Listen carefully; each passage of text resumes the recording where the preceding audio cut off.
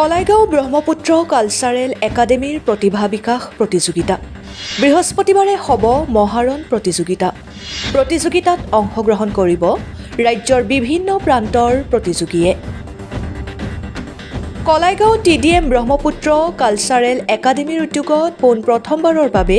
কলাইগাঁও চহৰত অনুষ্ঠিত হ'ব ৰাজ্যৰ বিভিন্ন প্ৰান্তৰ প্ৰতিযোগীৰ বাবে প্ৰতিভা বিকাশ মঞ্চৰ প্ৰতিযোগিতা অহা বৃহস্পতিবাৰ 14 নৱেম্বৰ শিশু দিৱসৰ দিনটোতে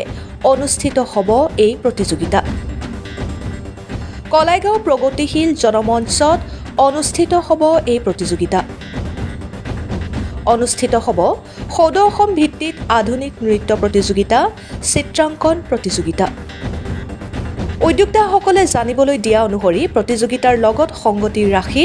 বিভিন্ন প্ৰতিযোগীক প্ৰদান কৰিব নৃত্য ময়ূৰ বঁটা নৃত্য শিল্পী সন্মান বঁটা আৰু শিশু শিল্পী সন্মান বঁটা ইয়াৰ উপৰিও আমি কিছুমান যিবিলাক প্ৰতিভাৱান ছাত্ৰ-ছাত্ৰী আছে তেখেতসকলক আমি বঁটা প্ৰদান কৰাৰো আমি এটা প্ৰয়াস কৰিছোঁ তাৰ ভিতৰত থাকিব আপোনাৰ নৃত্য ময়ূৰী বঁটা প্ৰদান কৰিম এই মঞ্চতে আমি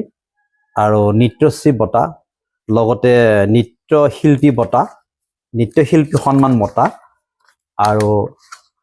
শিশু শিল্পী সন্মান বঁটা এইকেইটা বঁটা আমি তেখেতসকলক আমি মঞ্চতে আমি প্ৰদান কৰিম লগতে চিত্ৰশিল্পী বঁটা আমি প্ৰদান কৰিম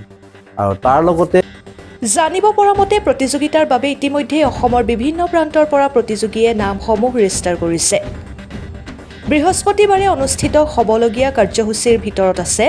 ৰাতিপুৱা 6:30 পৰিৱেশ নিকাকৰণ 8 বজাত বন্তি প্ৰজ্বলন 8:15 মঞ্চ উন্মোচন কৰা হ'ব আৰু ইতিমধ্যে আমাৰ অসমৰ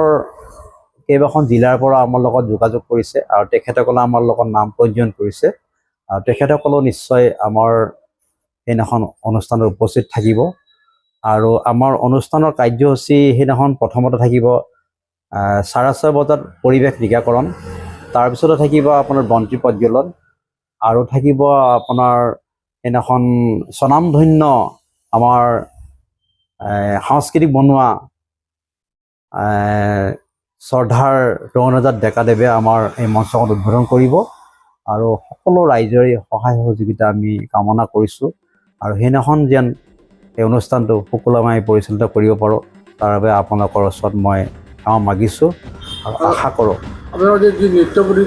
তদুপৰি আধুনিক নৃত্য প্ৰতিযোগিতাত অংশগ্ৰহণ কৰা প্ৰতিযোগীসকলে যিকোনো গীতৰ সুৰত প্ৰতিযোগিতাত অংশগ্ৰহণ কৰিব পাৰিব বুলি জানিব দিয়াৰ লগতে আধুনিক নৃত্য প্ৰতিযোগিতাত কেৱল মাত্ৰ দুগৰাকী প্ৰতিযোগীকহে প্ৰথম দ্বিতীয় হিচাপে নিৰ্বাচন কৰা হ'ব যদিও প্ৰতিযোগিতাত অংশগ্ৰহণ কৰা সকলো প্ৰতিযোগীকে প্ৰমাণ পত্ৰ আৰু ট্ৰফি প্ৰদান কৰা হ'ব বুলি জানিবলৈ দিয়ে খিনি আমাৰ তাত প্ৰতিযোগিতাত অৱতীৰ্ণ হ'ব এই প্ৰতিযোগিতাত অৱতীৰ্ণ হোৱাৰ দিনাখন তেখেতসকলৰ নিজস্বভাৱে ট্ৰেকত যিকোনো গীত লগাই তেওঁলোকে নৃত্য পৰিৱেশন কৰিব পাৰিব আৰু সেই নৃত্যৰ ওপৰত আমাৰ স্বনামধন্য কেইবাজনো বিচাৰক থাকিব তেখেতসকলে বিচাৰ কৰি আমি বঁটা প্ৰদান কৰাৰ ব্যৱস্থাটো কৰিছোঁ আৰু মাত্ৰ